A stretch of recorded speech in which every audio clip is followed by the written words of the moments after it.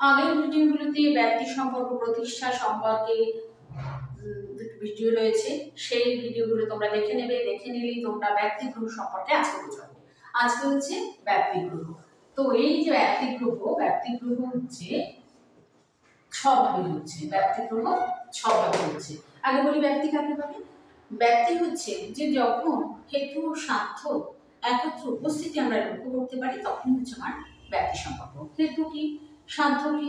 তো এখানে হেতু আমি যদি বলি যে পর্বত ধূমবান সুতরাং পর্বত বহ্নিমান, যেখানে যেখানে ধূম সেখানে সেখানে বহ্নি, তাহলে এই যে ধোঁয়া দেখে আমি যখন অনুমান করছি যে সেখানে আগুন আছে অর্থাৎ বহ্নি আছে, তাহলে এই যে ধোঁয়া ও বহ্নির যে একত্র উপস্থিতি সেটাই হচ্ছে আমার ব্যক্তি সম্পর্ক। তাহলে হেতু ও স্বার্থের মধ্যে হেতু হচ্ছে আমি ধূমকে বলছি হেতু, আর স্বার্থ হচ্ছে বহ্নি, তাহলে বহ্নিকে বলছে স্বার্থ। তাই হেতু ও স্বার্থের মধ্যে অব্যয়বিচারী সম্পর্ককে ব্যক্তি বলছে। এই ব্যক্তির গ্রহ ছটা ভাবে হয়ে থাকে, অর্থাৎ ব্যক্তির প্রকার ছটা ভাবে হয়ে থাকে। তো প্রথম হচ্ছে অন্যায় ব্যতিরেক, সেটা তোমরা আগের ভিডিওতে দেখে নেবে। তারপর হচ্ছে আমার ব্যভিচার গ্রহ উপাধি নিরাশ, সেটাও তোমরা ভিডিওতে দেখে নেবে। আর আজকে হচ্ছে লাস্ট টাইম বলবো যে অন্যায়ের মাধ্যমেও ব্যক্তি সম্পর্ক প্রতিষ্ঠা করতে পারেনি নৈয়ায়িকরা, তারপরে ব্যতিরেকের মাধ্যমে পারেনি, ব্যভিচার গ্রহের মাধ্যমে পারেনি, উপাধি নিরাশের মাধ্যমে পারেনি।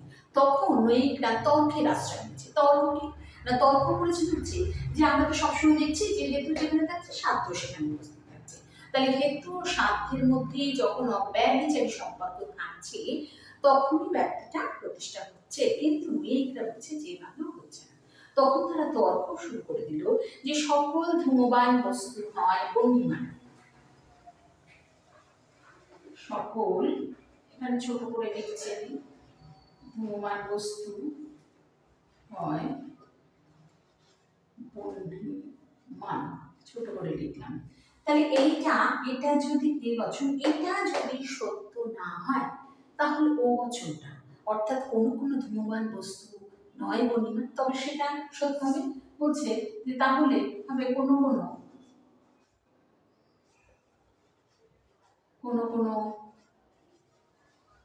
ধূমবান বস্তু নয় বহ্নিমান, এটা হচ্ছে সত্য হবে। এটা যদি সত্য না হয় তাহলে হচ্ছে এটা সত্য হবে। তাহলে এটা সত্য না হলে তাহলে এটা মিথ্যা হবে, তাহলে এটা যদি মিথ্যা এটা সত্য হবে। কিন্তু এইভাবে যখন তর্ক শুরু হয়েছে নৈয়ায়িকরা যে এর মাধ্যমেও কিন্তু ব্যক্তি সম্পর্ক প্রতিষ্ঠা করতে পারছে না, তখন তারা কি করলো না, তখন তারা বলছে যে সব ধূমের ধূমত্ব সব বহ্নির বহ্নিত্বকে প্রত্যক্ষ করা, কিন্তু সেটাও সম্ভব না। তাহলে তখন তারা আশ্রয় নিল সামান্য লক্ষণ প্রত্যক্ষের সাহায্য করল।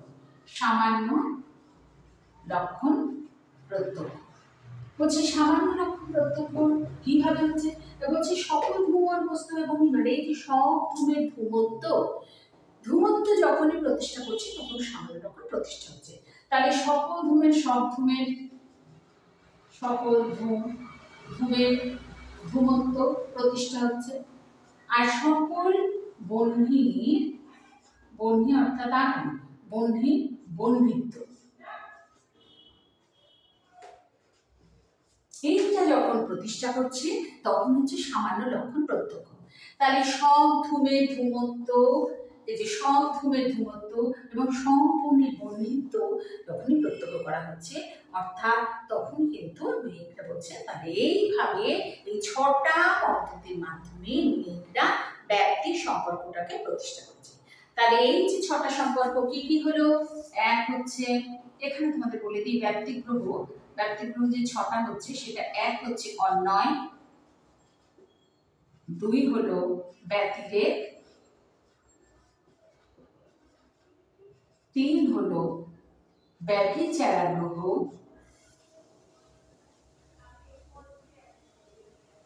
চার হলো উপাধি নিরাশ,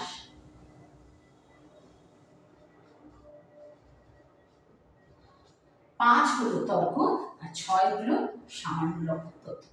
তাহলে এই ছটা পদ্ধতির মাধ্যমে ব্যক্তি সম্পর্ক বা ব্যক্তিগ্রহ প্রতিষ্ঠা সম্ভব হলো, ব্যক্তিগ্রহ সম্ভব। তাহলে এই যে 6টা পদ্ধতি, এই 6টা পদ্ধতির মাধ্যমে ব্যক্তিগ্রহ প্রতিষ্ঠা সম্ভব। তাহলে এই 6টা পদ্ধতি হচ্ছে অন্বয়, ব্যতিরেক, ব্যতিচারাগ্রহ, উপাধি নিরাশ, তর্ক, আর 6 নাম্বার হচ্ছে সামান্যতন্ত্র।